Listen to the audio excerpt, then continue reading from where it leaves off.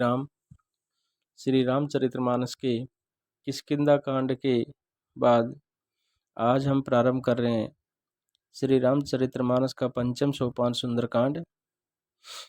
शांतं शाश्वतं प्रमेयमनघं निर्वाण शांतिप्रदं ब्रह्मशंभुफणीन्द्रसेव्यमनीशं वेदान्तवेद्यं विभुम् रामाख्यं जगदीश्वरं सुरगुरुं मायामनुष्यं हरे वन्देऽहं करुणाकरं रघुवरं भूपालचूडामणिं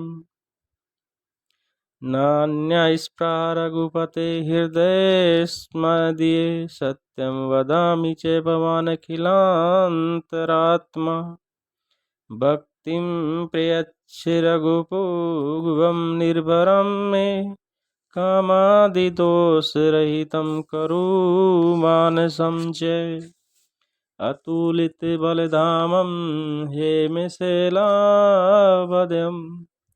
धनुजीवनकृशानुं ज्ञानिनामग्रगण्यम् सकलगुणनिधानं वानराणां देशं रघुपतिप्रियभक्तं वातजातं नमामि जामवंत के वचन सुहाए सुनि हनुमंत हृदय अति भाए। जामवंत के सुंदर वचन सुनकर हनुमान जी के हृदय को बहुत ही भाए। तब लगी मोहि पर खेऊं तुम्हें भाई सही दुख कंद मूल फल खाई। वे बोले, हे भाई, तुम लोग दुख सहकर कंद मूल फल खाकर तब तक मेरा राह देखना। जब लगी आवो सीतई देखी होई काज मोहि हर्ष विशेषी। जब तक मैं सीता जी को देखकर लौट न आऊं काम अवश्य होगा, क्योंकि मुझे बहुत ही हर्ष हो रहा है। ये कही नाय सबन कहूँ माता चले हर्षि ये धरि रघुनाथा। और यह कहकर और सबको मस्तक नवाकर तथा हृदय में रघुनाथ जी को धारण करके हनुमान जी हर्षित होकर चले। सिंधु तीर एक भूधर सुंदर कौतुक कूद चढ़ऊं ता ऊपर। सिंधु तीर एक भूधर सुंदर कौतुक कूद चढ़ऊं ता ऊपर। समुद्र के तीर पर एक सुंदर पर्वत था। हनुमान जी खेल से ही कूदकर उसके ऊपर जा चढ़े। बारे बारे रघुबीर संवारी तर क्यों पवन तने बल भारी। और बार बार श्री रघुवीर का स्मरण करके अत्यंत बलवान हनुमान जी उस पर बड़े वेग से उछले। जय गिरि चरण देई हनुमंता चल्यूं सुगा पाताल तुरंता। जिस पर्वत पर हनुमान जी पैर रखकर चले वे तुरंत ही पाताल में धस गया। जिमि अमोघ रघुपति कर बाना ए भांति चलऊं हनुमाना। जैसे श्री रघुनाथ जी का अमोघ बाण चलता है उसी तरह हनुमान जी आगे चले। जल निधि रघुपति दूत विचारी ते मैनाक होय श्रम हारी। समुद्र ने उन्हें श्री रघुनाथ जी का दूत समझकर मैनाक पर्वत से कहा कि हे मैनाक, तू इनकी थकावट दूर करने वाला हो, इनको विश्राम दे। हनुमान तेहि परसाकर पुनि कीनि प्रणाम। राम काज कीने बिनु मोहि कहाँ विश्राम। हनुमान जी ने उसे हाथ से छू लिया, फिर प्रणाम करके कहा, हे भाई, श्री राम जी का काज किए बिना मुझे विश्राम कहाँ है। जाति पवन सुत देवन देखा जाति पवन सुत देवन देखा जाने कहो बल बुद्धि विशेषा। देवताओं ने पवन पुत्र हनुमान जी को जाते हुए देखा।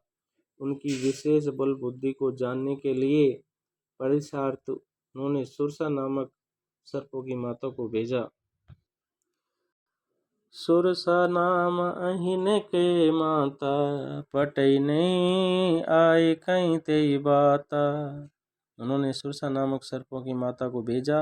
उसने आकर हनुमान जी से यह बात कही। आज सुरन मोहि दीन आहारा, ओ आज सुरन मोहि दीन आहारा, सुनत वचन के पवन कुमारा। आज सुरन मोहि दीन आहारा, सुनत वचन के पवन कुमारा। आज देवताओं ने मुझे भोजन दिया है। यह वचन सुनकर पवन कुमार हनुमान जी ने कहा, राम काज कर फिर मैं आओ, सीता कहे सुधि प्रभु ही सुनाओ। श्री राम जी का कार्य करके मैं लौट आऊँगा और सीता जी की खबर प्रभु को सुना दूँ। तब तब बदन पटई आऊँ, तब तब बदन पेटई आई, सत्य कहूँ मोहि जान दे माई। तब मैं आकर तुम्हारे मुंह में घुस जाऊंगा, तुम मुझे खा लेना हे माता, मैं सत्य कहता हूँ। कवन्यु जतन दे नहीं जाना, ग्रसिस न मोहि कहूँ हनुमाना। अभी मुझे जाने दे। जब किसी भी उपाय से उसने जाने नहीं दिया, तब हनुमान जी ने कहा, तो फिर मुझे खा न ले। जो जन बरिते बदनु पसारा, कपितनु कीन दुगुन विस्तारा। उसने योजन भर 4 कोस में मुंह फैलाया। तब हनुमान जी ने अपने शरीर को उससे दुगना बढ़ा लिया। सोरह जो जन मुक्ति ठयऊं, तुरंत पवन सुत 32 भयऊं। उसने 16 योजन का मुख किया। हनुमान जी तुरंत ही 32 योजन के हो गए। जस जस सुरसा बदनो बढ़ावा, तासु धून कपि रूप दिखावा। और जैसे जैसे सुरसा मुख का विस्तार बढ़ाती थी, हनुमान जी उसका दुगना रूप दिखलाते थे।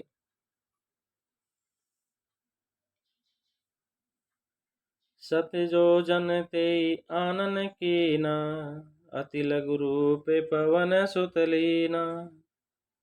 और उसने 100 योजन मुख किया। तब हनुमान जी बहुत ही छोटा रूप धारण कर लिए। बदन पैठ पुनि बाहिर आवा, मांगा विधाताएं सिर नावा। और वे उनके मुख में घुसकर तुरंत फिर बाहर निकल आए और उसे सिर नवाकर विदा किया। विदा मांगने लगे और उनसे कहा, मोहि सुरन जय लागी पटावा, बुद्धि बल मरम तोरे मैं पावा। मैंने तुम्हारे बुद्धि बल का भेद पा लिया, जिसके लिए देवताओं ने मुझे भेजा था। राम काज सब करहूँ, तुम बल बुद्धि निदान, आशीष दे गई सो हर्ष चले हनुमान। तुम श्री राम जी का सब कार्य करोगे, क्योंकि तुम बल बुद्धि के भंडार हो। यह आशीर्वाद देकर वह चली गई। तब हनुमान जी हर्षित होकर के चले।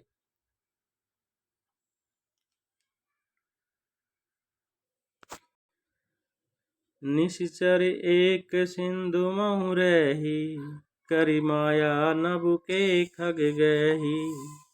समुद्र में एक राक्षसी रहती थी। वह माया करके आकाश में उड़ते हुए पक्षियों को पकड़ लेती थी। जीव जंतु जे गगन उड़ाही, जल विलोके तिनके परछाई। आकाश में जो जीव जंतु उड़ा करते थे, वे जल में उसकी परछाई देखकर गए छाय सक सोन उड़ाई, ए विधि सदा गगन चर खाई। उस परछाई को पकड़ लेती थी, जिससे वे उड़ नहीं सकते थे और जल में गिर पड़ते थे। सोई छले हनुमान के कीना, तासु कपटु कपि तुरंत चीना। इस प्रकार वह सदा आकाश में उड़ने वाले जीवों को खाया करती थी। उसने वही छल हनुमान जी से भी किया। हनुमान जी ने तुरंत ही उसका कपट पहचान लिया। ताहि मारि मारुत सुत वीरा, बारिद पार गयो मति धीरा। पवन पुत्र धीर बुद्धि वीर हनुमान जी उसको मारकर समुद्र के पार गए। वहां जाकर उन्होंने वन की शोभा देखी। तहाँ जाय देखी वन शोभा, गुंजत चंचरिक मधुलोभा। वहां जाकर उन्होंने वन की शोभा देखी। मधु के लोभ से भौरे गुंजर कर रहे थे। नाना तरु फल फूल सुहाए, खग मृग वृंद देखे मन भाए।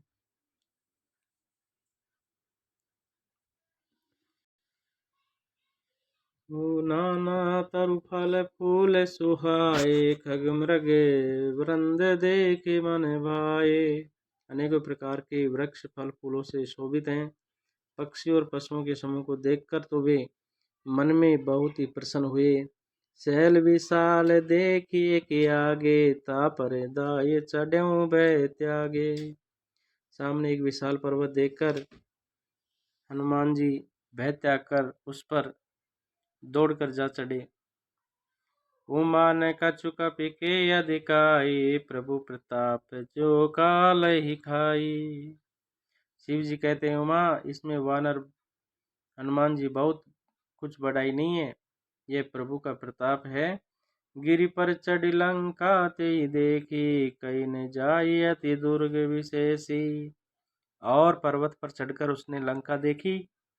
बहुत ही बड़ा किला है, कुछ कहा नहीं जाता। अति उतंक जल निधि चौपासा, कनक कोटि कर परम प्रकाशा। वह अत्यंत ऊंचा है, उसके चारों ओर समुद्र है। सोने के परकोटे चार दीवारी का परम प्रकाश हो रहा है। कनक कोटि कनक कोटि विचित्र, मन कृत सुंदराय तन गना।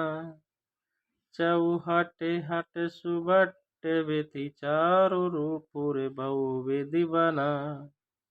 गज बाज खच्चर कर पद चर, रथ बरु तनि को गने। बहुरूप निशिचर जूति, अति बल सैन्य बर नत नहीं बने।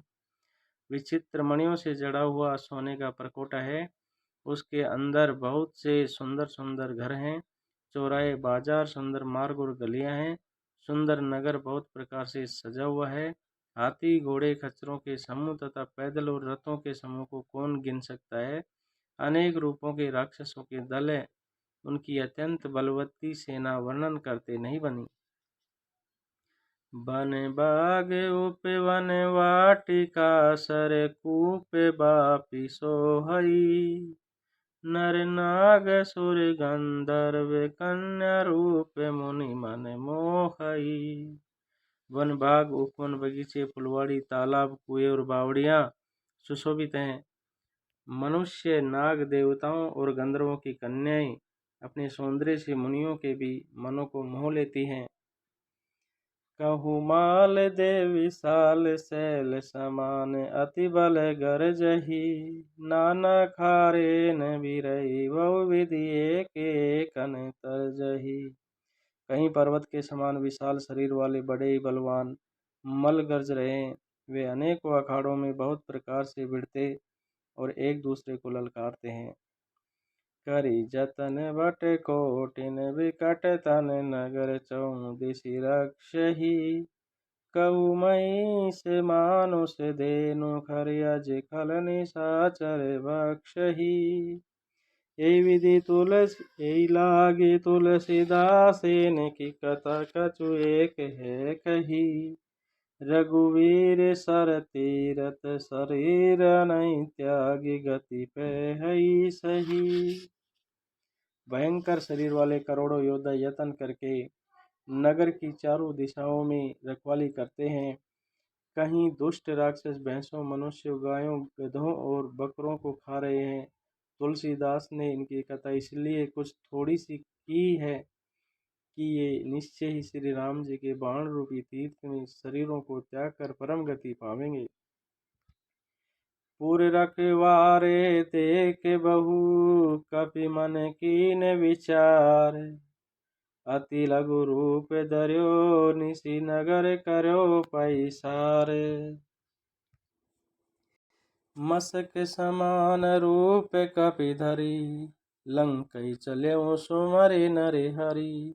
हनुमान जी मच्छर के समान छोटा सा रूप धारण कर नर रूप से लीला करने वाले भगवान श्री राम जी का स्मरण करके लंका को चले। नाम लंकनी एक निशिचरी, शोक चले सिमोई निंदरी। लंकनी नाम की एक राक्षसी रहती थी। वह बोली, मेरा निरादर करके बिना मुझसे पूछे कहाँ चला जा रहा है। जाने ही नहीं मरमु सट मोरा, जाने ही नहीं मरमु सट मोरा, मोरी आहारे जहाँ लगी चोरा।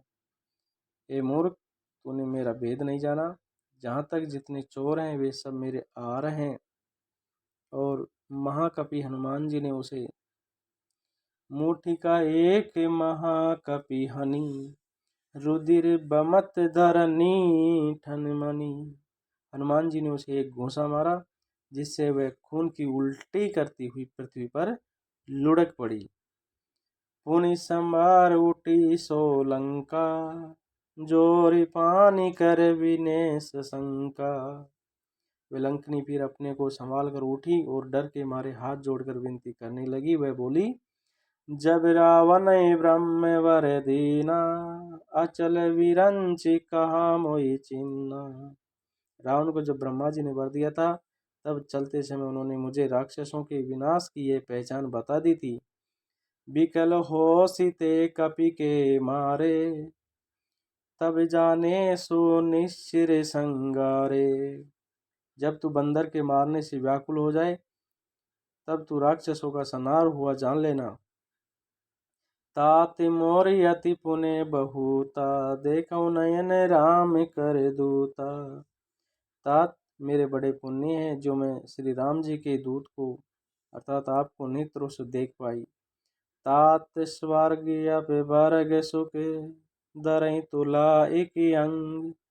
तुलन ताई सकल मिली, जो सुख लव सतसंग। हे तात, स्वर्ग और मोक्ष के सब सुखों को तराजू के एक पलड़े में रखा जाए तो भी वे सब मिलकर दूसरे पलड़े पर रखे हुए उस सुख के बराबर नहीं हो सकते जो क्षण मात्र के सत्संग से होता है। प्रवेश नगर की जय सब काजा, हृदय राखी कौशलपुर राजा। अयोध्यापुरी के राजा श्री राम जी को हृदय में रखे हुए नगर में प्रवेश करके सब काम कीजिए। गरल सुधारी पुकर मिताई, गोपद सिंधु अनल से तिलाई। उसके लिए विष अमृत हो जाता है, शत्रु मित्रता करने लगता है, समुद्र गाय के खुर के बराबर हो जाता है, अग्नि में शीतलता आ जाती है। ओ गरल सुधा रिपु करहि मिताई, गोपद सिंधु अनल शीतलाई। राम सिया राम, सिया राम जय जय राम। देखिए कवि तुलसीदास जी ने कितना सुंदर वर्णन भगवान श्री राम जी का किया है कि जो भक्त उसको मन में धारण करके कोई कार्य करता है तो उसके लिए जो विष है वो अमृत हो जाता है। गरल सुधा और शत्रु मित्र बन जाता है। रिपु करहि मिताई और समुद्र गाय के खुर के बराबर अर्थात गोपद सिंधु और अग्नि में शीतलता आ जाती है। अनल से तिलाई गरुड़ समेरु रैनु समताही, राम कृपा करि चितवा जाही। और हे गरुड़ जी, सुमेरु पर्वत उसके लिए रज के समान हो जाता है जिसे राम जी ने एक बार कृपा करके देख लिया। अति लघु रूप धर्यु हनुमाना पैठा नगर की सुमरी भगवाना। तब हनुमान जी ने बहुत ही छोटा सा रूप धारण किया और भगवान का स्मरण करके नगर में प्रवेश कर गया। मंदिर मंदिर प्रीति करे सौदा, देखूं जहे ते अगणित जोधा। उन्होंने एक एक महल की खोज की जहाँ असंख्य योद्धा देखे, फिर वे रावण के महल में पहुंचे। और इस प्रकार से हनुमान जी लंका में प्रत्येक जगह सीता जी की खोज कर रहे हैं, जिसका प्रसंग हम आगे आपको इसी अध्याय के बाद में सुनाएंगे।